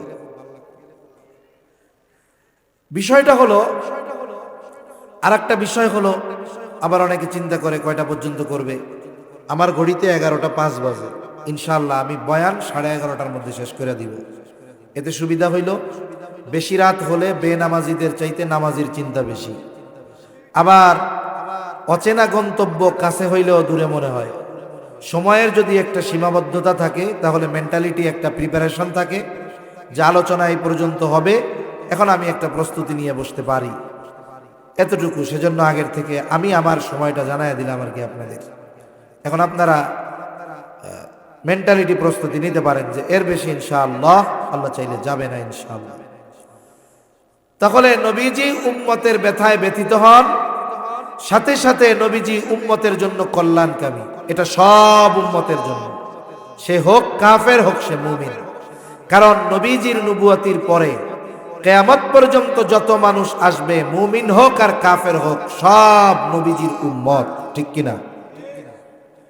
তবে শুরুতে একটা আয়াত বলছিলাম, আয়াতের অংশ, লাকাদ মান্নাল্লাহু আলাল মুমিনিন, মুমিনদের জন্য নবী হলেন বিশেষ অনুগ্রহ। এই জন্য মুমিনদের প্রতি নবীজির ভালোবাসাটাও একটু স্পেশাল। এ ভালোবাসা কত আল্লাহ তাআলা বলেন, বিল মুমিনিনা রাউফুর রহিম। আল্লাহ তাআলা বলেন এই নবী হলেন এমন নবী যিনি তার মুমিন উম্মতদের জন্য রাউফুর রহিম। রাউফ হলো আল্লাহ তাআলার একটা গুণবাচক নাম, রহিম আল্লাহ তাআলার গুণবাচক নাম। অর্থ হলো অতি সদয়, পরম দয়ালু। কে জোরে বলেন? দুনিয়ার কোনো মানুষ রাউফুর রহিম হতে পারে না, দুনিয়ার কোনো মানুষ রাউফুর রহিম হতে পারে না। বলে আল্লাহ তাআলার যত গুণ আছে এগুলোর একমাত্র অধিকারী আল্লাহ। কিন্তু অনেক সময় বাংলাদেশের মধ্যে অনেক পীরের নামের আগে লকবে আমরা দেখেছি এমন এমন শব্দ ব্যবহার করে যেই শব্দের একমাত্র হকদার হলেন আল্লাহ। এখন মনে করেন কথার কথা, কেউ যদি কয় আমার পীর হইল রাউফুর রহিম, তার মানে ও আল্লাহর সিফত পীরের সাথে লাগায়া দিল। এখন এই কথা যদিও বিশ্বাস করে ও বেঈমান, কোনো সন্দেহ আছে? এজন্য মনে রাখবেন, অনেক নামাজি মানুষ না জানার কারণে শিরিক করতেছে, বেঈমান। অনেক মানুষ বিশ্বাসগত কারণে বেঈমান হয়ে বসে আছে। এ মানুষগুলো বোঝে না, বুঝাইতে চাইলেও অনেক সময় মনে করে এই হুজুররা আমাকে দুশ্মন, এরা খারাপ লোক, ভালো মানুষ না। তাহলে রাউফুর রহিম একমাত্র কে? দুনিয়ার কোন সৃষ্টি রাউফুর রহিম হতে পারে না।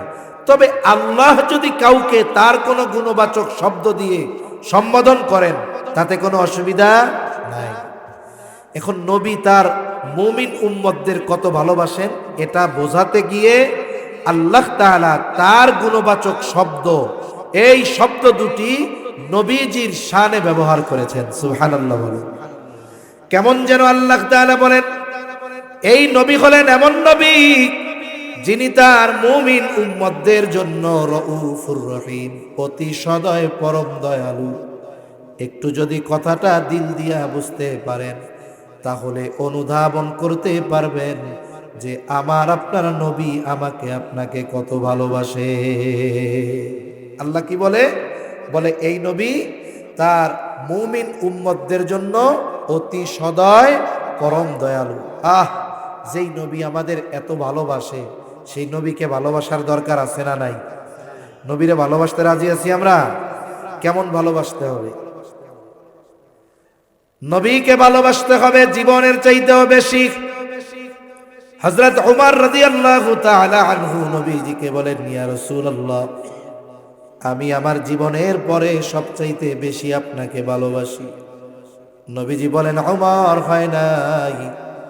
একটু পরেই উমর বলে, ইয়া রাসূলুল্লাহ, এই মুহূর্ত থেকে আমি আপনাকে আমার জীবনের চাইতেও বেশি ভালোবাসি। এজন্য নবীকে ভালোবাসা এটা মুমিনের ঈমান। নবীরে ভালো না বাসলে সে বেঈমান, নবীকে ভালো না বাসলে কি? বেঈমান। সেজন্য নবীজি বলেন, লা ইউমিনু আহাদুকুম হাত্তা আকুনা আহাব্বা ইলাইহি মিন ওয়ালিদিহি ওয়া ওয়ালাদিহি ওয়ান নাসি আজমাইন। নবীজি বলেন, তোমাদের মধ্যে কেউ ততক্ষণ পর্যন্ত মুমিন হতে পারবে না যতক্ষণ না সে তার পিতা মাতা, সন্তান সন্ততি, এক কথায় সকলের চাইতে আমি নবীকে বেশি ভালো না বাসবে। অতীতে যা ছিল ছিল, বলেন এখন থেকে কারা কারা নিজের জীবনের চাইতে নবীকে বেশি ভালোবাসেন? একমাত্র তারা হাত উঁচু করবেন, বাকিরা না। কারা ভালোবাসেন জীবনের চাইতে বেশি? নারায়ে তাকবীর, নারায়ে তাকবীর। আল্লাহ হাতগুলা কবুল করেন, বলেন আমিন। এখন নবীকে ভালোবাসি আমরা। এখন বিষয় হলো নবীর জন্য তো জীবনও দিতে রাজি, কারণ জীবনের চাইতে নবীরে বেশি ভালোবাসি। আমি যার জন্য জীবন দিতে পারবো তার জন্য বাকি কাজ করা কি কঠিন নাকি? কঠিন না, সহজ। আমি যার জন্য জীবন দিয়ে দিতে পারি তার জন্য বাকি অন্য কাজ করা এটা তো সহজ, স্বাভাবিক বিষয়। এখন নবীকে কেমনে ভালোবাসবো? যে শাহেদ হয়, নবী যদি আমার সামনে থাকতেন আমি যদি নবীকে সামনে পাইতাম ভালোবাসা সর্বোচ্চ বাসতে পারতাম। আবু বকর নবীকে সামনে পাইছে, নবীর কথায় আবু বকর তার সব সম্পদাই না নবীর সামনে হাজির করছে। নবীকে তালহা সামনে পেয়েছে, উহুদের ময়দানে নবীজি গর্তের মধ্যে পড়ে যায়। তালহা তাকায় দেখে গর্তের থেকে নবী মাথা উঠায় আর নামায়, উপর দিয়া তীর যায়, বর্ষা যায়। তালহা আইসা নবীর সামনে নিজের পিঠটারে ডাল বানায় দিছে। আমি তো নবীকে সামনে পাই নাই, এই রকম ভালো কেমনে নবীকে বাসবো? নবী জানেন আমার উম্মত আমাকে ভালোবাসা নিয়ে চিন্তিত থাকবে, এই জন্য কিভাবে কোন পদ্ধতিতে নবীকে ভালোবাসা হবে সেই পদ্ধতির খবর নবী নিজে জানায় দিয়েছে। নবীকে ভালোবাসার প্রথম পদ্ধতি বলে, মান আহাব্বা সুন্নতি ফাকাদ আহাব্বানি ওয়া মান আহাব্বানি কানা মাই ফিল জান্নাহ। নবী বলেন, যে আমার সুন্নতকে ভালোবাসলো সে আমাকে ভালোবাসলো, আর আমাকে যে ভালোবাসবে সে আমার সাথে জান্নাতে অবস্থান করবে। নবীর সাথে জান্নাতে থাকতে পারা এটা সৌভাগ্যের ব্যাপার। সাহাবা ইকরামের কাছে নবীর সাথে জান্নাতে থাকতে পারার সংবাদ ছিল সবচাইতে আনন্দের সংবাদ। আনাস রাদিয়াল্লাহু তাআলা আনহু বলেন যে এক সাহাবী গ্রাম্য সাহাবী আসছে, নবীজিরে জিজ্ঞাসা করছে কিয়ামত কখন হবে। লম্বা হাদিস সংক্ষেপে বলতেছি, নবীজি তারে পাল্টা জিজ্ঞাসা করছে, মা আদাত লাহা, এই তুমি কিয়ামতের জন্য কি পাথেয় সংগ্রহ করছো? লোকটা বলে, আমি আল্লাহ এবং তার রাসূলকে ভালোবাসি। নবীজি বললেন, আলমারউ মা'a মান আহাব্বা, বলে যে যাকে মোহাব্বত করে তার সাথে অবস্থান করবে, তার মানে জান্নাতে তার সাথে সে থাকবে। এই কথা বলার পর লোকটা বাড়ির দিকে চলে যায়। হযরত আনাস রাদিয়াল্লাহু তাআলা আনহু বলেন, নবীজির মুখে যখন শুনলাম তার সাথে জান্নাতে থাকতে পারবো, কারণ আমরা সবচাইতে বেশি ভালো নবীকে বাসি।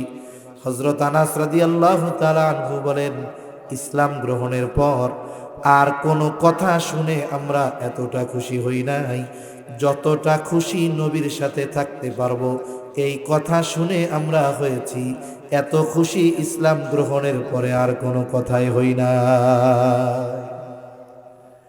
আমরাও নবীর সাথে জান্নাতে থাকতে পারবো নবীর সুন্নতকে মোহাব্বত করলে। মনে করেন এক কোম্পানি আপনারে অফার দিছে। অফার কি? বলে আমাদের পণ্য কিনে লটারি জিতুন। লটারিতে কি পুরস্কার? বলে পুরস্কার হলো সৌদি আরবের ওয়াচ টাওয়ারটা আছে, ওই ঘড়িয়ালা বিশাল বিল্ডিং, ক্লক টাওয়ারে একেবারে কাবা ভিউ, যেখানে আপনার রুম হবে ওইখান থেকে কাবা দেখা যাবে। আপনার সুযোগ, থাকার সুযোগ 5 দিন 5 রাত, সাথে সাথে আপনার বিমানের টিকিটও দেওয়া হবে। এই দুইটা অফার, বিমানের টিকিট আর হোটেলে থাকার সব ব্যবস্থাপনা। অফার তো পাইছেন, এখন আপনার পাসপোর্টও নাই, ভিসাও নাই, অফার ভোগ করার সুযোগ আছে। নবীর সাথে জান্নাতে থাকার অফার আছে, তবে জান্নাতে আগে যাইতে হবে। আপনাকে আগে মক্কায় পৌঁছাইতে হবে, এরপরেই না আপনি 5 স্টার হোটেলটায় থাকবেন। পৌঁছানোর জন্য ভিসা নাই, পাসপোর্ট নাই, কাজ হবে না। এখন বলে আমি আপনি যদি নবীর সাথে থাকতে চাই জান্নাতে যাওয়া লাগবে। বলে জান্নাতে কেমনে যাব? নবীজি বলেন, কুল্লু উম্মতি ইয়াদখুলুনাল জান্নাতা ইল্লা মান আবা। নবীজি বলেন আমার সব উম্মত জান্নাতে প্রবেশ করবে, আবা উম্মত ছাড়া। কে আবা উম্মত? নবীজি বলেন, মান আতাআনি দাখালাল জান্নাহ ওয়া মান আসানি ফাকাদ আবা। নবীজি বলেন আমার আনুগত্য যে করবে সে জান্নাতে প্রবেশ করবে, আর জান্নাতে যে প্রবেশ করবে সে তো জান্নাতে আমার সাথে থাকবে, আর যে আমার আনুগত্য করবে না আবা উম্মত, সে জান্নাতেও যেতে পারবে না। তাহলে দুই হাদিসের সমন্বয় কি হয়? বলে নবীর সুন্নাতকে মোহাব্বতের সাথে অনুসরণ করলে জান্নাতে যাওয়া যায়, নবীর সাথেও থাকা যায়। নবীর সুন্নাত অনুসরণ করতে হবে, মহব্বত করতে হবে, তবেই নবীর সাথে জান্নাতে গিয়ে থাকা যাবে। একটু চিন্তা করে দেখেন, নবীর সাথে জান্নাতে থাকার অফার। আবার দেখেন, নবীর অনুসরণের মাধ্যমে আল্লাহর ভালোবাসা পাওয়া যায়। নবীর অনুসরণ করলে শুধু জান্নাতে থাকা যাবে তা নয়, বলে নবীর অনুসরণ যেই ব্যক্তি করে তাকে ভালোবাসে কে? আল্লাহ তাআলা বলেন, কুল ইন কুনতুম তুহিব্বুনাল্লাহা ফাত্তাবিউনি ইউহিব্বুকুমুল্লাহ। আল্লাহ তাআলা বলেন, হাবিব আপনি বলেন, তোমরা যদি আল্লাহকে ভালোবাসতে চাও, আমরা আল্লাহকে ভালোবাসতে চাই, কারণ ইমানদার আল্লাহকে ভালোবাসতে চায়। এখন কেমনে ভালোবাসবো? আল্লাহ বলেন, হাবিব আপনি বইলা দেন, তোমরা যদি আল্লাহকে ভালোবাসতে চাও, ফাত্তাবিউনি, আমার অনুসরণ করো। আমার অনুসরণ করলে আল্লাহকে ভালোবাসা হয়ে যাবে। আর আমার অনুসরণ যদি করো, তোমার আল্লাহকে ভালোবাসা নিয়ে চিন্তা করা লাগবে না। আল্লাহ বলেন, হাবিব আপনি বলে দেন, ইউহিব্বুকুমুল্লাহ, নবীর অনুসরণ যারা করবে, আল্লাহ বলেন আল্লাহ তাআলা তাদের ভালোবাসবে। আল্লাহ ভালোবাসলে লাভ কি? নবীর অনুসরণ করলে কার ভালোবাসা পাওয়া যায়? জোরে বলেন কার? এমনি আল্লাহ ভালোবাসলে লাভ আছে না? হাদিসের মধ্যে আসছে, নবীজি বলেন, আল্লাহ তাআলা যখন কাউকে ভালোবাসে, জিবরাইল আলাইহিস সালামকে ডাক দিয়ে বলে, জিবরাইল, আমি দুনিয়ার অমুক বান্দাকে ভালোবাসি, তুমিও তারে ভালোবাসো। এইবার জিবরাইল আলাইহিস সালাম তাকে ভালোবাসতে শুরু করে। শুধু তাই না, আসমানের মধ্যে এসে ঘোষণা করে দেয়, ও আসমানের বাসিন্দারা, দুনিয়ার অমুক ব্যক্তিকে আল্লাহ ভালোবাসে, আমিও ভালোবাসি, তোমরাও ভালোবাসো। এইবার আসমানের বাসিন্দারা তাকে ভালোবাসতে শুরু করে। মনে রাখবেন, আপনার এলাকায়, আমার এলাকায়, আমাদের এলাকায় হয়তো এমন কিছু মানুষ আছে যাদেরকে সাধারণ মানুষ তেমন ভাবে চিনে না। তাদের ইউটিউবে ওয়াজ নাই, ফেসবুকে ভাইরাল না, তারা হয়তো এই দুনিয়ার সেলিব্রিটি না, কিন্তু আসমানের ফেরেশতাদের কাছে তারা বড় সেলিব্রিটি। আসমানের ফেরেশতারা ওই লোককে চিনে, তার আলোচনা করে। এখন আসমানের ফেরেশতারা তাকে ভালোবাসতে শুরু করে। বলে, এর দ্বারা কি হয়? নবীজি বলেন, এইবার দুনিয়ার মধ্যে আল্লাহ তাআলা ওই ব্যক্তির গ্রহণযোগ্যতা ও ভালোবাসা মানুষের অন্তরে সৃষ্টি করে দেয়। এজন্য নবীর সুন্নাত মুহাব্বতের সাথে অনুসরণ করার মাধ্যমে আল্লাহর ভালোবাসা পাওয়া যায়, ফেরেশতাদের ভালোবাসা পাওয়া যায়, দুনিয়ায় ন্যাচারাল গ্রহণযোগ্যতা বাড়ে। একটা হলো আর্টিফিশিয়াল গ্রহণযোগ্যতা, একটা হলো ন্যাচারাল গ্রহণযোগ্যতা। মনে করেন, কিছু মানুষ আছে না, সামাজিক নেতা বা রাজনৈতিক নেতা বা বড় প্রভাবশালী ব্যক্তি, মানুষ এদের সামনাসামনি দেখা হইলে সালাম দেয়, অগোচরে গালি দেয়, ঠিক কিনা কোন? এটা কি আসল গ্রহণযোগ্যতা হইল? হয় না। কিন্তু কিছু মানুষ আছে যাদের প্রভাব নাই, ক্ষমতা নাই, টাকা পয়সা নাই, মারদাঙ্গা লোক না, মানুষ এদের সামনেও সম্মান করে, অগোচরেও সম্মান করে, এদেরকে গ্রহণযোগ্য মনে করে, এদের কথা মানুষ শুনে। কেন? বলে, এই গ্রহণযোগ্যতা সে দুনিয়ার কোনো জিনিসের দ্বারা অর্জন করতে পারে নাই, আসমানওয়ালার মোহাব্বত পাওয়ার কারণে এই যোগ্যতা তার অর্জন হয়েছে, ঠিক কিনা বলেন? এখন আমাদের কোনো নেতা, যদি বড় নেতা, সে যদি সুন্নাতওয়ালা হয়ে যায়, তাইলে সে তো আর আর্টিফিশিয়াল গ্রহণযোগ্য হবে না, তাইলে সে ন্যাচারাল, একেবারে রিয়েল গ্রহণযোগ্য ব্যক্তি হয়ে যাবে, ঠিক কিনা বলেন? এই জন্য আমরা আল্লাহর কাছে দোয়া করি, আমাদের দেশে যারা রাজনৈতিক নেতৃবৃন্দ আছে, আল্লাহ তাআলা এদের সকলকে সুন্নাতের অনুসরণকারী বানায় দিক, বলি আমিন। এতে কি হবে? তাদেরও লাভ হবে, মানুষেরও লাভ হবে, ঠিক কিনা বলেন? তাহলে আমরা যদি নবীর সুন্নাতকে মুহাব্বতের সাথে অনুসরণ করি, মুহাব্বতের সাথে যদি অনুসরণ করি, নবীর সাথে জান্নাতে থাকা যাবে। একটু চিন্তা করে দেখেন, নবীর সুন্নাত বিহীন এই দুনিয়ায় অতিবাহিত করলে আখেরাতে ধরা পড়তে হবে। আমাদের মুসলমানদের কালচার হলো সুন্নাত। মুসলমানদের কালচার কি? জোরে কোন? কোন জায়গায় কি করতে হবে নবীজি সব দেখায় গেছে। কিন্তু আফসোসের বিষয়, মুসলমান আমরা আমাদের মূল কালচারকে বাদ দিয়ে অমুসলিমদের কালচার যখন ধারণ করেছি, তাদের সংস্কৃতি যখন ধারণ করেছি, তাদের রীতিনীতি যখন ধারণ করেছি, তখন থেকেই সংখ্যায় বেশি হওয়ার পরেও আমাদের উপরে কাফেরদের জুলুম অত্যাচার আর আমাদের অধঃপতন। অনেক সময় অনেক সেমিনার হয় না, উম্মার অধঃপতনে করণীয় কি? সোজা কথা, কিচ্ছু করণীয় নাই, কোরআন সুন্নাহকে আঁকড়ে ধরতে হবে। কোরআন সুন্নাহ না ধরলে এই অধঃপতন সময়ের সাথে আরো গভীর হবে, এখান থেকে উঠে দাঁড়ানো যাবে না।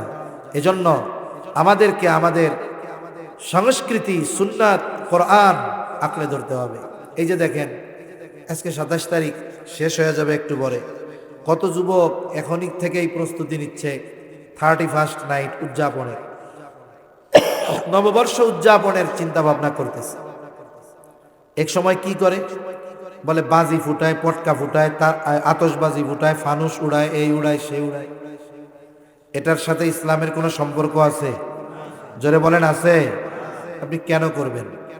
যদি আপনি মানবিক দৃষ্টিকোণ থেকে চিন্তা করেন, একটা মোমবাতি আপনি জ্বালাইছেন, জ্বালানোর পরে এই মোমবাতিটাকে আস্তে আস্তে বড় হয় না ক্ষয় হয়? এক সময় পুড়তে পুড়তে পুড়তে শেষ, নিভে যাবে। এমিয়া, আমরা যখন মাতৃগর্ভে রূহ পেয়েছি, প্রাণ পেয়েছি, ওই সময় দুনিয়ায় কয়েকদিন থাকবো এটা নির্দিষ্ট হয়ে গেছে। আমার আপনার হায়াত লিমিট আছে, নির্দিষ্ট করা আছে, তবে আমাদের জানা নাই ওই সময় যখন পৌঁছাবো যুবক থাকি আর বুড়া হই, সুস্থ থাকি আর অসুস্থ হই, থাকার কোনো উপায় নেই। তার মানে সময়ের সাথে সাথে মৃত্যু থেকে দূরে যাচ্ছি না মৃত্যুর কাছে যাচ্ছি? তাইলে তো প্রতিদিন হায় হায় করার দরকার ছিল, আয় আল্লাহ, একটা দিন জীবন থেকে চলে গেল, এই দিনের হিসাব কেমনে দিমু? আমি আস্তে আস্তে তো মরার দিক অগ্রসর হচ্ছি। আপনার জীবন থেকে হায়াত চলে যাইতেছে আর আপনি আনন্দ করতেছেন। সি সি সি, এটা তো মানবিক দিক দিয়েও খারাপ কাজ। আর ধর্মীয় দিক দিয়ে যদি আসেন, এই যে ইংরেজি মাসগুলো 12 মাস আন্তর্জাতিকভাবে অফিসিয়ালভাবে এই তারিখের হিসাব রাখা হয়, আপনার তারিখের হিসাব রাখতে গোনা নাই। কারণ সৌরবর্ষের হিসাব আর চন্দ্রবর্ষের হিসাব দুটোই দিয়েছেন কে? এই 365 দিনে বছর আর 355 দিনে বছর, দুইটাই আল্লাহ দিয়েছেন। আপনি হিসাব রাখেন, অসুবিধা নাই তো। চন্দ্র হিসাবও রাখতে হবে, সৌর হিসাবও রাখতে হবে। এখন এই সৌর হিসাব রাখতে গিয়ে যেই 12 মাস নাম নির্ধারণ করা হয়েছে, এগুলো রোমানদের এক একজন দেবতার নামের অংশ নিয়ে এই নামগুলো রাখা হয়েছে। যেমন জানুয়ারি, জানুস নামক এক দেবতা, ওর নামের প্রথম অংশ থেকে রাখা হয়েছে জানুয়ারি। আচ্ছা, এই অনুষ্ঠান উদযাপন ইসলামের সাথে কোনো সম্পৃক্ত নাই। সম্ভবত 1582 সাল টাল হবে এরকম। পপ গ্রেগরি, উনি ঈসা আলাইহিস সালামের জন্মের সময় থেকে নিয়ে হিসাব করে এই ইংরেজি বা এই গ্রেগরি ক্যালেন্ডার চালু করছেন। এই খ্রিস্টীয় বর্ষের আর এক নাম হলো গ্রেগরি সন, গ্রেগরি ক্যালেন্ডার বলে এটারে। উনি চালু করছে 1582 সালে। এই যে শুরু হয়েছে ই করা, আর বর্ষ উদযাপনের অনুষ্ঠান শুরু হয়েছে মুশরিকদের থেকে। পারস্যর অধিবাসীরা করত নওরোজ নামে, প্রতি বছর তারা এই বর্ষবরণ অনুষ্ঠান করত। ইসলামে এর কোনো সম্পর্কই নাই ইসলামের সাথে। অথচ দেখা যায় অমুসলিমদের এই কালচারগুলো মুসলমানরা আরো ঘটাও করে উদযাপন করে। কত অপরাধ হয়, কত মদ পান করে, পার্টি দেয়, নাচ গানের অনুষ্ঠান করে। সি সি, এ মিয়া, আমরা মুসলিম জাতি, আমাদের আলাদা কালচার আছে। তোমরা হয়তো জানো না যুবক, এই পৃথিবীকে সভ্যতা শিখিয়েছে মুসলমানেরা। এই ইউরোপ আমেরিকা সভ্যতা শিখছে 100 বছর আগে। আজকে আমাদের অতীত আমাদের জানা নাই বিদায় আমরা অন্যের সংস্কৃতি গ্রহণ করে নিজেদেরটাকে বাদ দিয়ে দিচ্ছি। আমরা এই আগ্রাসনে, এই যুদ্ধে আমরা হেরে যাচ্ছি। এজন্য আমাদের বিজাতীয় কালচার বাদ দিয়ে মুসলিম কালচার গ্রহণ করার দরকার, এগুলোকে প্রতিষ্ঠিত করা দরকার।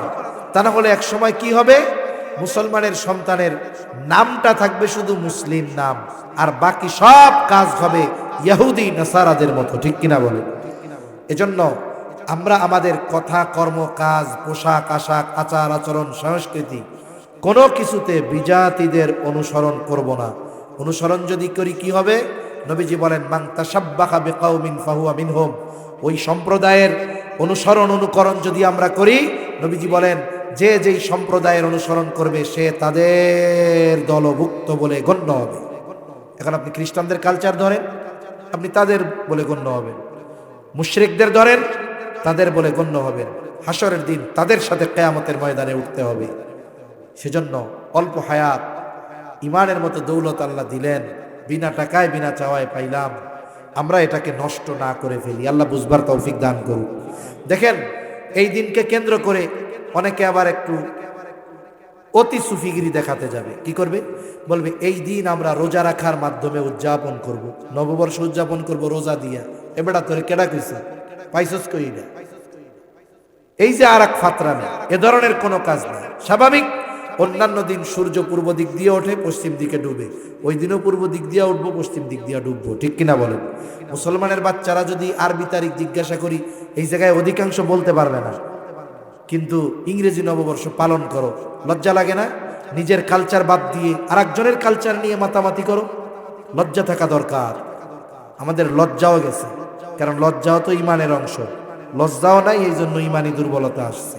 আল্লাহ বুঝবার তৌফিক দান করেন। অভিভাবক যারা আছেন, আপনাদের সন্তানদের বোঝাবেন। আর যুবক তরুণ ভাই যারা আছেন, আপনারা এটা থেকে বিরত থাকবেন। আপনাদের বন্ধু বান্ধব এদেরকেও বিরত রাখবেন। কোনো শুভেচ্ছা জানাজানি কিচ্ছু নাই। আজকের দিন যেমন বলে, ওই দিনটাও তেমন। যেসব দিন ফজিলতপূর্ণ, ইসলাম আমাদেরকে সেই সব দিন সম্পর্কে জানিয়ে দিয়েছে কি দেয় নাই?